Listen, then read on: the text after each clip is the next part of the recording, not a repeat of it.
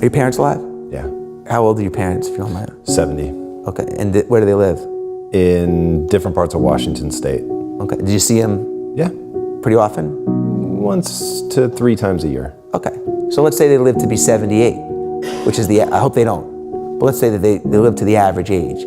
So you see them you said once to 3 times? Yeah. Okay, no you don't. It means you're gonna see them 16, if you see them twice a year, you're gonna see them 16 more times. When you look at it that way, you're like, what? You don't have 8 years with them, you have 16 times with them. And that's the shift in my life. And that's the way I look at things. That's a fundamental shift in the way that I looked at situations 6 months ago. And it's created urgency, it's created a need to just like not put stuff off and to recognize like what's on your list of things that you want to do. So how is turning 50 affecting the way that you think? I'm super curious.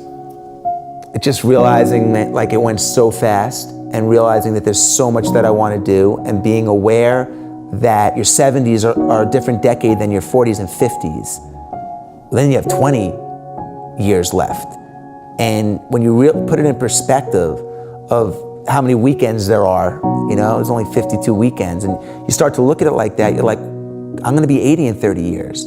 It's scary. You know, I got kids. It's scary because there's a lot I want to do. I feel like I haven't done anything compared to what I want to do and the opportunities. So, you know, it just, how do you manage your time? I never thought like that. I thought I'm going to live forever. And you know, I'm bulletproof and all that stuff, and I'm not. And when you turn 50, shit happens. Friends get sick, you know, take advantage of the opportunity that you have at this age and the people that you know to create amazing, to build your life resume. It's what I talk about all the time, you know, it's like you have the work resume, but so what? That means nothing if you're not building up your life resume. Yeah. There's only 2 kinds of moments, man, like the moments that happen. 9/11, you know exactly where, you will never forget that, but you didn't control that. It just happened. There are moments like that where you have no control over that you just remember because they're so vivid. Right. And then you have the moments that you have control over, that that you circle, that you create, that you put in a position to happen. And that's, you know, kind of how you build this life resume. And that's what I hope my kids do. You know, I hope they have a life filled with memories.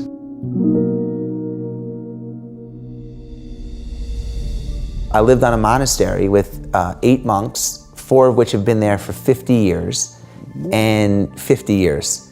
And I went there for 15 days.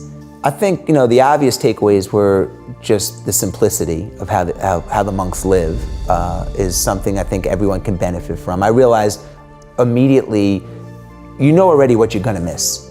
You're gonna miss your family and your kids and your friends and some of the comforts. You know, I didn't want to give away some of the comforts that I had, but you also realize that how much, at least I did, in my daily life, how much time I spend and worry I spend on things that are irrelevant. And when I released that, I got so insanely creative and had so much energy because like thoughts, worry, all that, it's exhausting. Well, I think like everybody, I feel overwhelmed a lot still. Even though I'm older now and I've had some success and failure, but I still have a lot of arrows that come at me all the time. Requests for my time, challenges at work, challenges raising kids. Being in a marriage, you know, is not easy. I mean, we have a great marriage, but it's not easy, it's work. Sure. And it's overwhelming. So for me, I think part of it is always having something big on my calendar that I can look forward to. Every other month, I try to put something on my calendar for a weekend that I can really look forward to, so it helps me get through the tough times.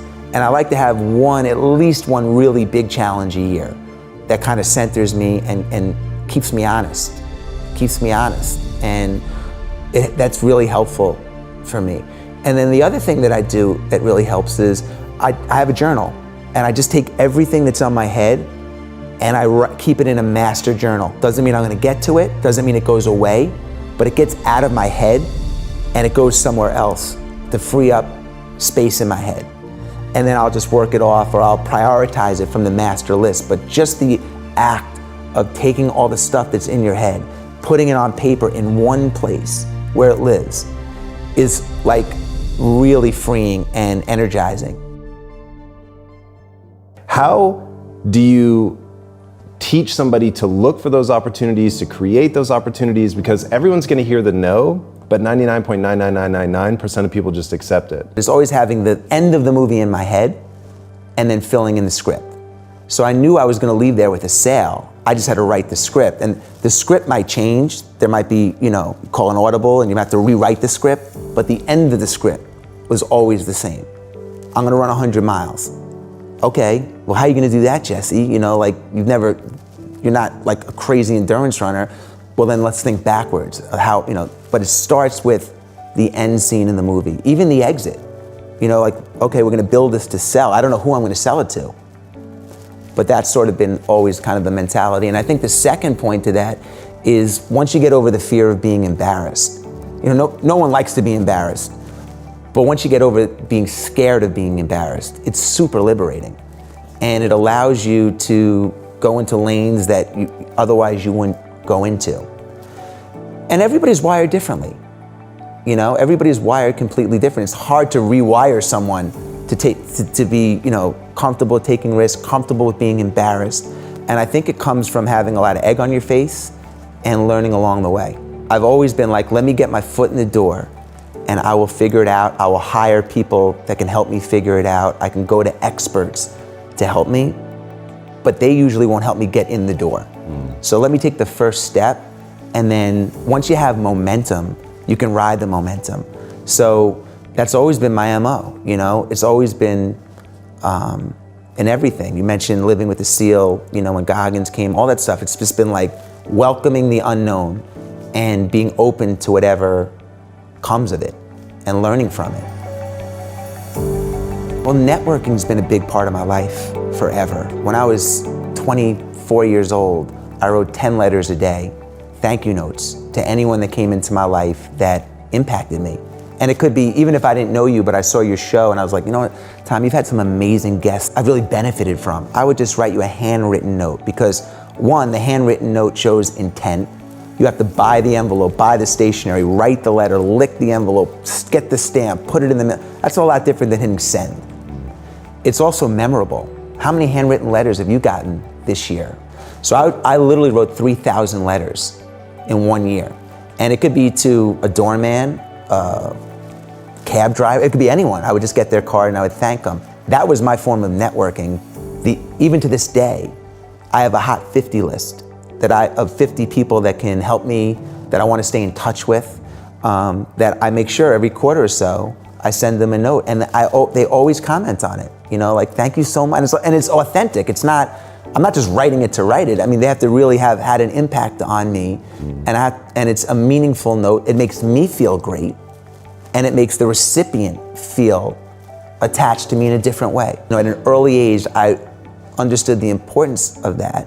The people that you meet in your 20s rise up in their 30s and are in great positions of power in their 40s. You don't know when you're in your 20s who's gonna make it and who's not. So, you treat everybody properly and respectfully, and you stay in touch. And very often those relationships merge their heads years later, decades later. Pretty much all of us, myself included, we live in a world of routine. Routines are comfortable, but routines can be a rut.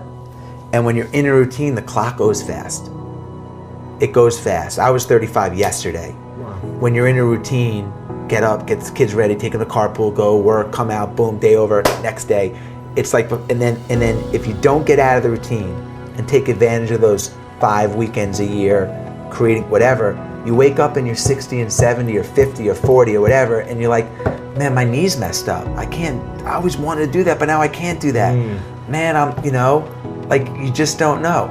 I just said to my wife as I turned 50, let's have I want to have a big celebration. This is a monumental birthday, and it's really affecting me, how I think. It's like, I didn't think it would, but turning 50 is having a big impact on me. And I said, when I was 25, I had a big party in New York City where I was living, and I want to kind of replicate that. And she said, wow, honey, think about all the things that you've accomplished in the last 25 years. And I'm like, I appreciate it, but compared to, I haven't done anything. compared to the potential and what I want to do, you know? And she said, well, then think about the things that you love to do over the last 25 years. What are the things that you love to do? And who have you loved to do them with? And for me, it's been the races, the travel, the this and the that. She said, well, look, put as much of that on your plate as you can with the people that you love to do it with in the next 25 years of your life. And that's sort of my mission statement. We invest so much time in our work resume, which is important, but I think it's equally, if not more important, to build your life resume, because that's really an indication of who you are and what you're becoming.